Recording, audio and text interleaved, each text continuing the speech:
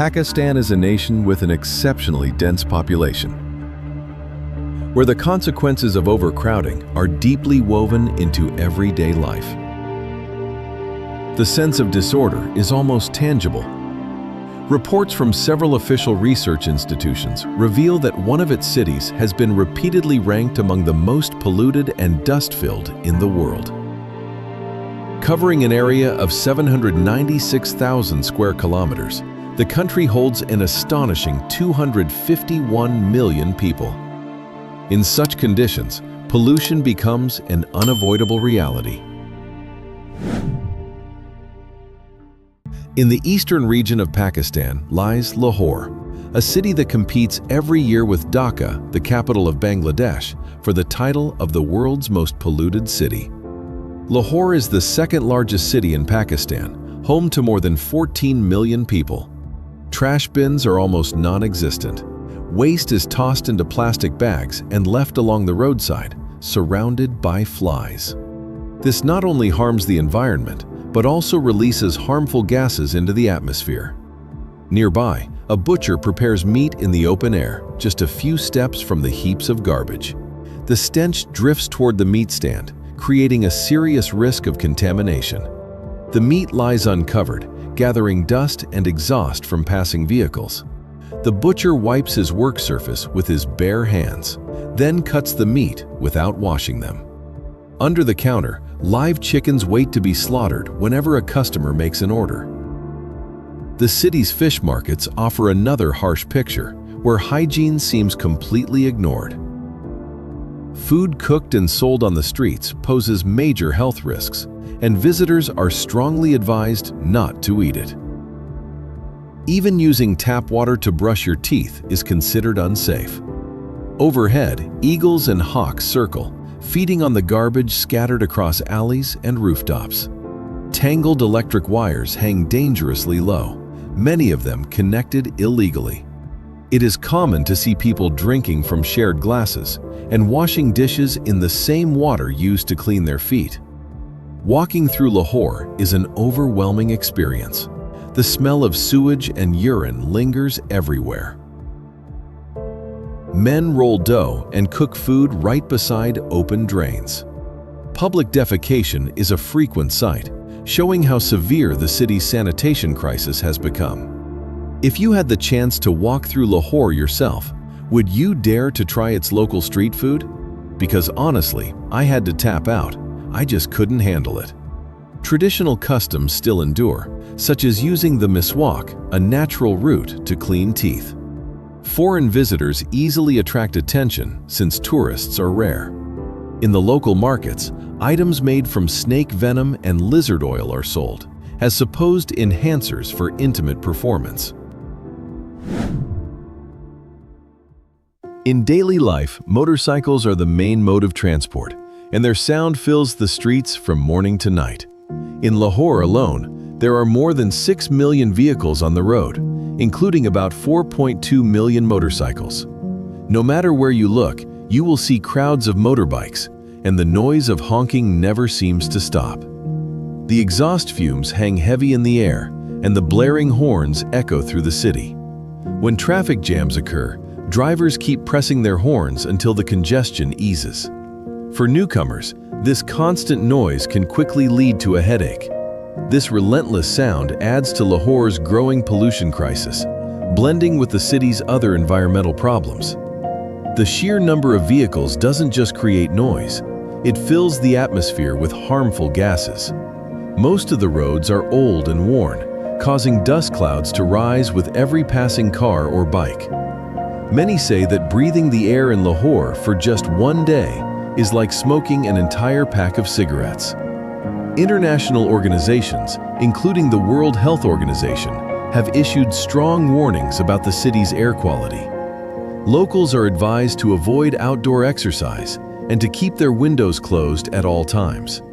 When outside, wearing a double mask is essential, as the pollution level in Lahore is about 16 times higher than the safety limit set by the World Health Organization. Tiny particles measuring 2.5 microns or smaller, known as PM 2.5, include dust, smoke, and other airborne matter. In Lahore, the air quality index for these particles averages around 300 and can surge up to 400. In contrast, cities with clean air usually have PM 2.5 levels between 20 and 25. Scientists warn that when the daily average exceeds 50, it becomes unsafe for humans. When Lahore's air index reaches 400, schools are forced to close, interrupting education and business alike.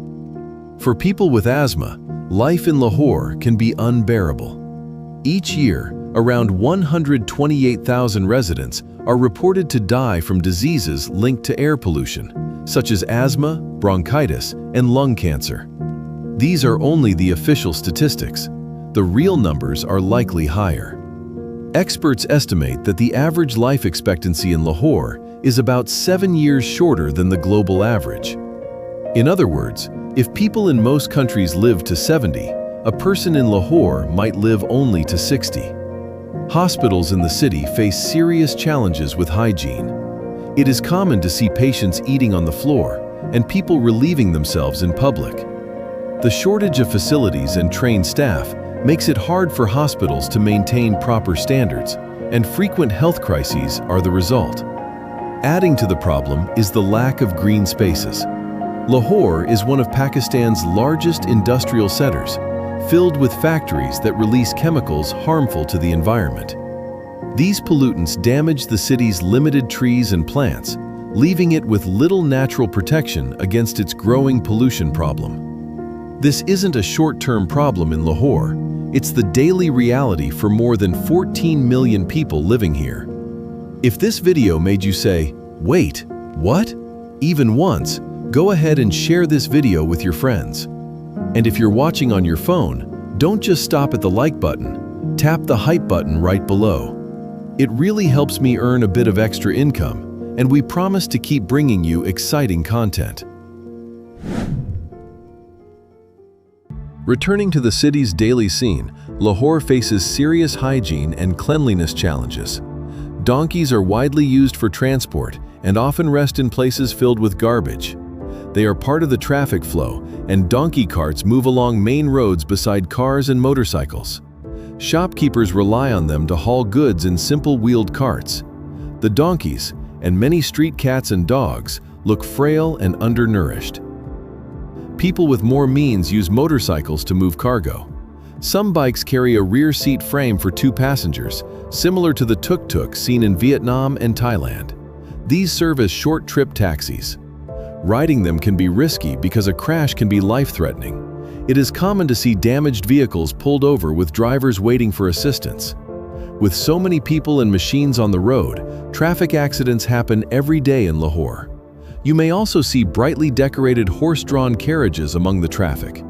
On special days, many Pakistanis enjoy taking these carriages out and can travel freely around the city. Traffic lights add to the difficulty.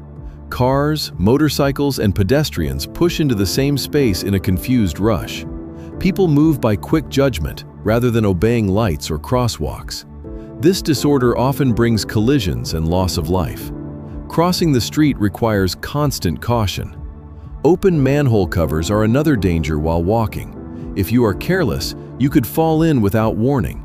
You must watch every step because you might tread on anything like leftover food, a dead pigeon, or a dead mouse. City services appear to be failing, as dead animals are seen along the roads. Perhaps these creatures cannot endure the noise and the polluted air. If you had to navigate the streets of Lahore, which ride would you dare to try? The motorbike taxi, the donkey cart, or the decorated carriage? Comment your choice below, and don't forget to subscribe and turn on the notification bell so you won't miss the next stop in our journey through Pakistan. Even in these conditions, when a camera is raised toward the street, faces light up with smiles. A dirty environment does not mean the community lacks joy. Many people respond with a grin or a greeting the moment they notice the lens. Amid the city's hardships, at the Shrouded shrine, we observed a zikar ritual, a gathering of spiritual chants. This Thursday ceremony draws local Muslims who perform traditional songs and beat drums. We saw men using stimulants, which they believe deepens their religious experience. They empty tobacco from cigarettes and pack them with hashish before smoking. While drinking alcohol is judged sinful, this stimulant use is treated as part of their devotion. This country that struggles with modern infrastructure was actually the birthplace of one of humanity's most advanced ancient civilizations.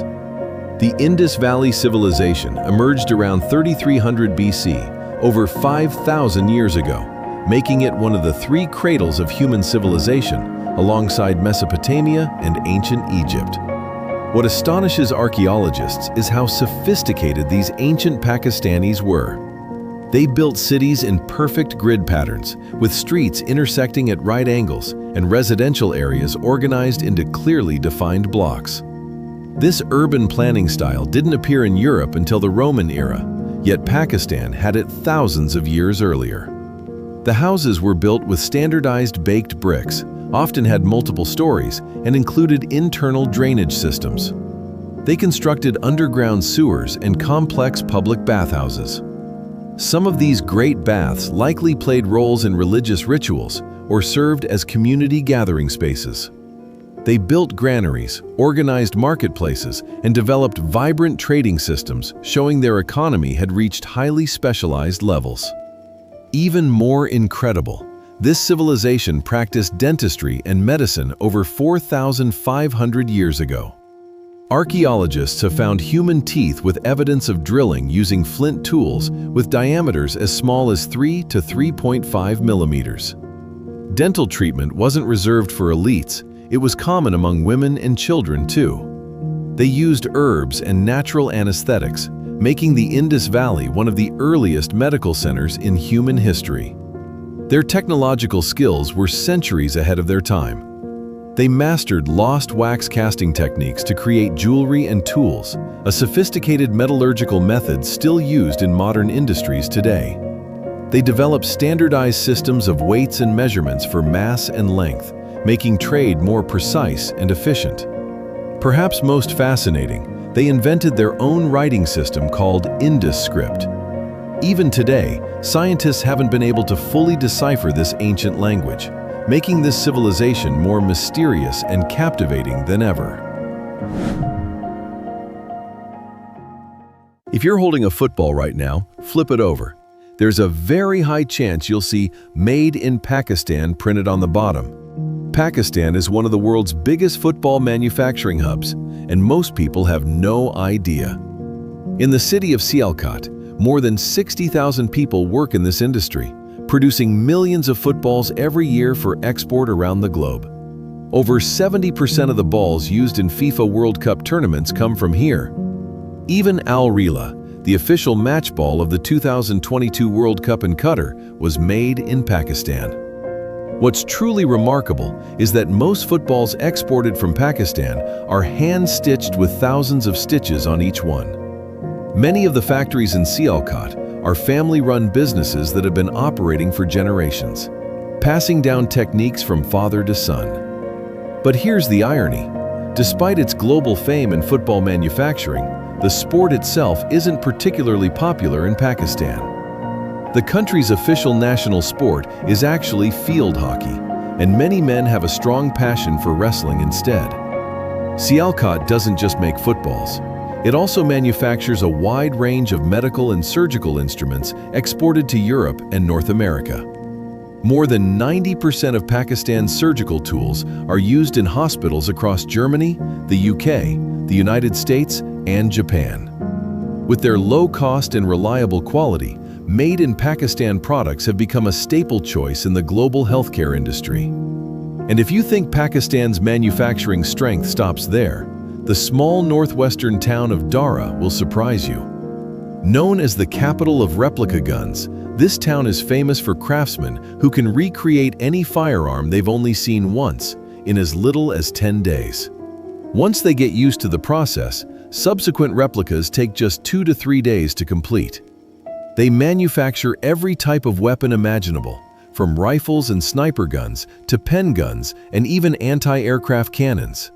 An AK rifle made in Dara cost just over $100. Although the government has tightened regulations, the mechanical replicas produced here remain renowned for their accuracy and astonishingly fast production times.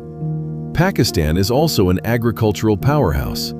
The country is one of the world's largest exporters of basmati rice, a popular long-grain variety widely consumed across South Asia. It exports Kinno oranges, wheat, sugarcane, and especially mangoes with exceptionally high yields. Pakistani mangoes are famous throughout the Middle East and Europe for their sweetness and rich aroma. Many people consider them superior to Indian mangoes. Pakistanis love mangoes so much they call them the national fruit. When mango season arrives, the entire country feels like it's celebrating a festival with countless dishes, drinks, and events centered around this beloved fruit. Did you know that Pakistan once had a prime minister who is also one of the nation's greatest sports legends? Before entering politics, Imran Khan was one of the most outstanding cricket players in Pakistan's history. The peak of his career came in 1992 when, as team captain, he led the national team to its first and so far only World Cup victory. That triumph turned him into a national hero and a living symbol in the hearts of the Pakistani people. After hanging up his cricket bat, Imran Khan shifted his focus to politics. From being a captain on the field, he became the captain of the entire nation when he took office as Prime Minister in 2018. During his time in power, he worked to push forward major reforms, especially in the fight against corruption, strengthening Pakistan's independence in foreign policy, and improving relations with neighboring countries. He was also an outspoken critic of rising Islamophobia around the world. But politics isn't a match that can be won as easily as cricket. Today, Imran Khan is in prison, facing more than 150 charges related to corruption. Despite this, surveys show that around 60 to 70% of Pakistanis still view him positively and believe he was targeted to remove him from politics. His story represents the complex reality of Pakistani politics, where heroes can become villains overnight, and public opinion often conflicts with official narratives. Nearly 7 decades after gaining independence, Pakistan is still described by many media outlets as one of the most dangerous and unstable countries in the world. Its economy has been stuck in prolonged stagnation, unemployment remains high, and resources are becoming increasingly scarce. By 2025, Pakistan's total public debt had exceeded $224 billion, accounting for more than 74% of its GDP, and the number continues to rise each quarter. The government operates inefficiently, changes frequently, and constantly struggles with this heavy burden of debt. Political and economic instability, combined with difficult living conditions, have fueled waves of social unrest. In this context, extremist and terrorist organizations have taken advantage of public dissatisfaction to grow stronger, recruit new members, and carry out deadly attacks across the country. Among them, the Taliban is the most well-known. For many years, Pakistan was one of the group's strongest supporters. Its government and intelligence agencies provided funding, weapons, and training with the aim of establishing a friendly regime in Afghanistan, expanding influence, and containing traditional rival India. However, after the events of September 11th, when Pakistan began cooperating with the United States, part of the Taliban felt betrayed and formed Tehreek-e-Taliban Pakistan in 2007. This faction, driven by extremist ideology, considered the Pakistani government heretical and launched thousands of terrorist attacks to overthrow the state and impose Islamic law. In other words, the force Pakistan once nurtured to serve its external interests has now become the biggest threat to its international security. As a result, security in provinces bordering Afghanistan has deteriorated dramatically. In the first 3 months of 2025 alone, at least 152 people lost their lives. But here's what the media often misses. These issues are frequently highlighted in international coverage, leading many to believe that Pakistan is chaotic and dangerous in every corner. The reality is very different. Many visitors are surprised by how peaceful it actually feels, to the point where it's hard to believe the country is still facing violent attacks. The instability that media often refers to is largely concentrated in specific regions such as tribal areas and the western border with Afghanistan, Baluchistan province, or remote areas near Iran and Kashmir. In contrast, most of the country is safe, orderly, and far more peaceful than people might think. Islamabad is the official capital of Pakistan and also one of the youngest capitals in the world, having only officially come into existence in 1967. Before that, Pakistan's capital was Karachi. But Karachi had become too crowded, too chaotic, and too unsafe to continue serving such an important role. So the government decided to do something bold: build an entirely new capital city from scratch. When it came to choosing the location, Pakistan didn't leave anything to chance.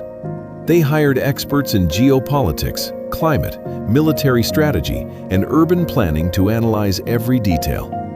Islamabad won the Future Capital contest thanks to several key advantages. It was more centrally located than Karachi, had a cooler climate, was less prone to natural disasters, and most importantly, was close to the Himalayas, which would make defense easier in times of conflict. In other words, this is one of the few capitals in the world that was chosen by mathematics rather than naturally evolving over centuries. The city's name is just as interesting. Islam in Arabic means Islam, and Abad in Persian means settlement or city. Combined, Islamabad can be translated as the City of Islam.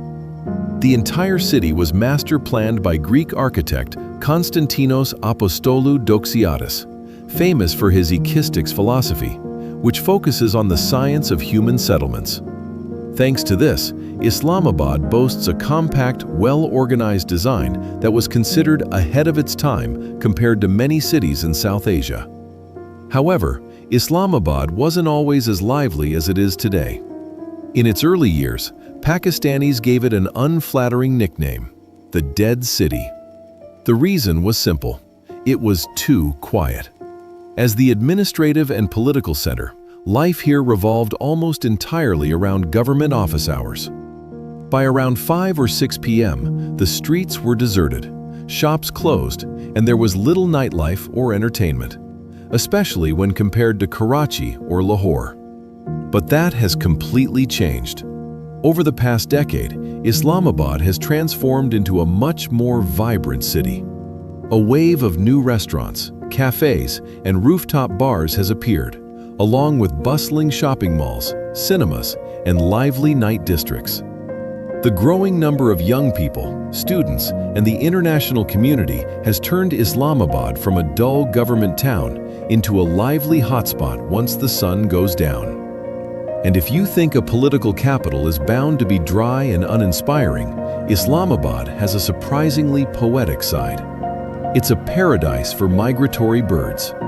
Thanks to its location near the Margalla Hills and Rawal Lake, the city has become a favorite stopover for hundreds of bird species every year. From flamingos and storks to eagles and rare kingfishers, this makes Islamabad a popular destination for photographers and biologists alike. In the Punjab region, one festival you can't miss is Basant, also known as the Kite Festival. Every February, the skies over Lahore transform into a sea of color as thousands of kites of all sizes soar together. What makes Basant special is that it's not just a playful activity, but a real kite flying competition. Participants don't just try to fly their kites as high as possible. They also attempt to cut their opponent's kite strings using lines coated with sharp glass powder. When a kite is cut loose, the crowd erupts in cheers, and the winner is crowned the King of the Sky for the day. Across the city, people host rooftop parties, sing, beat drums, enjoy traditional sweets, and wear yellow clothing to symbolize spring. Although Basant was once banned for safety reasons, it remains one of Pakistan's most vibrant festivals, showcasing the lively and free-spirited character of the Punjabi people. Further northwest in the Kailash Valley, there's a festival that fascinates every visitor, the Joshi Festival. The Kailash people are a small community with religious customs very different from the rest of Pakistan, and Joshi is their most important spring celebration. During the three-day festival, the entire valley is filled with music as hundreds of Kailash people dress in beautifully hand-embroidered traditional clothes, wear elaborate floral headpieces, and dance in circles to the beat of drums and flutes. What makes these dances unique is that they're not performances for tourists, but sacred rituals to pray for a good harvest, where everyone joins the rhythm to connect with the divine. Another intriguing ritual involves offering freshly milked cow and goat milk on stone altars, as they believe the gods will bless their livestock. Joshi is also a time for young Kailash men and women to find love. They sing to each other, exchange flower garlands, and if both agree, they can publicly express their feelings during the festival without needing family arrangements. In northern Pakistan, every spring, the Hunza Valley comes alive with the Apricot Blossom Festival. This isn't just a celebration to welcome spring. It's a time when the entire valley transforms into a sea of pink and white blossoms stretching for dozens of kilometers. The rituals of the festival are closely tied to agricultural life. Locals gather to perform traditional circle dances beneath apricot trees, share the first batch of bread baked from freshly ground wheat, and drink hot apricot tea to pray for a bountiful harvest ahead. Pakistan is a country of incredible contradictions. It's home to one of humanity's oldest civilizations, yet struggles with modern infrastructure. It manufactures products used worldwide, yet faces economic instability. It has produced cricket legends who become prime ministers, then end up in prison. It's described as dangerous, yet welcomes visitors with genuine warmth. These 10 facts reveal a nation that's far more complex and fascinating than most people realize. From the polluted streets of Lahore to the planned perfection of Islamabad, from ancient Indus Valley achievements to modern manufacturing prowess, Pakistan defies simple categorization. The next time you hear about Pakistan in the news, remember these stories. Remember that behind every headline is a nation of 251 million people, navigating daily life with resilience, creativity, and hope. Their challenges are real, but so is their strength. What surprised you most about these facts? Have you ever visited Pakistan, or would you consider it after learning about these aspects of daily life there? Share your thoughts in the comments below. We always look forward to hearing more from you. And don't forget to hit subscribe, turn on notifications bell so we can see you again in our next video. Thanks so much for hanging out with us today. I hope you enjoyed it. Your support truly means the world. Wishing you the best of luck.